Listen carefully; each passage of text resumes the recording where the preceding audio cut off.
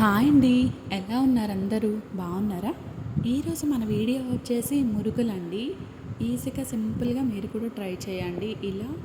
అలానే మన ఛానల్ని కొత్త వాళ్ళు ఎవరైనా చూసినట్లయితే లైక్ చేయండి, షేర్ చేయండి, సబ్స్క్రైబ్ చేసుకోండి. అలానే ఏమైనా ఉంటే కమెంట్ చేయండి. ఇక్కడ ఫస్ట్ నేను 2 కప్స్ రైస్ ఫ్లోర్ తీసుకుంటున్నా అండి. బియ్యం పిండి తీసుకుంటున్నా 2 కప్స్. అలానే ఇక్కడ 2 స్పూన్స్ అలా వామ్ తీసుకున్నాను. 1 స్పూను సాల్ట్ తీసుకుంటున్నా. అలానే చాలకుంటే మీరు తర్వాత అడ్జస్ట్ చేసుకోండి. అలానే కొంచెం కొంచెం వాటర్ వేస్తూ మిక్స్ చేస్తూ కలుపుకోవాలండి. అలా అని మనం కన్సిస్టెన్సీ అనేది కొంచెం థిక్గానే ఉండాలి. మరి జారేటట్టు కూడా ఉండొద్దు. మనం వేసేటప్పుడు బాగా రాదు.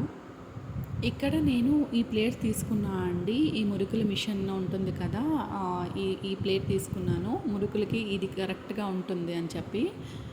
అలానే ఇక్కడ ఆయిల్ హీట్ అయ్యాక ఇక్కడ ఏంటి అంటే నచ్చిన షేప్లో వేసుకోండి. మురుకులు కదా, అంటే నచ్చిన షేప్ అంటే మురుకులు ఇలా వేసుకున్నాను. అలా అని అంటే రాదు అనుకునే వాళ్ళు ఇలా వేసుకోండి. ఇలా చూపిస్తున్న విధంగా వేసుకోండి. సింపుల్గా ఈజీగా అయిపోతుంది. నేనైతే ఇలానే వేసుకున్నాను. అలాగన్నా ఇలా వేరంగా అయిపోతుంది మనకి. అలానే లో ఫ్లేమ్లో పెట్టుకోవద్దండి. మీడియం టు హై ఫ్లేమ్లోనే పెట్టుకోండి.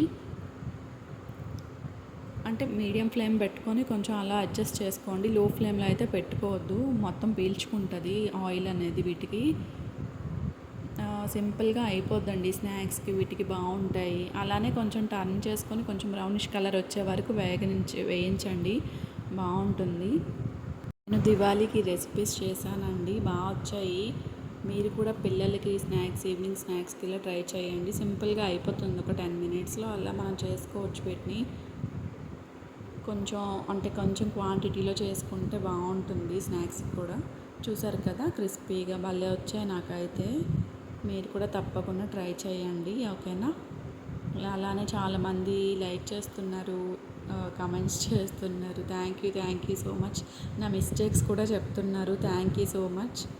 మీ అందరికీ థ్యాంక్ యూ సో మచ్ అండి, సపోర్ట్ చేస్తున్న వాళ్ళందరికీ. బాయ్ అండి.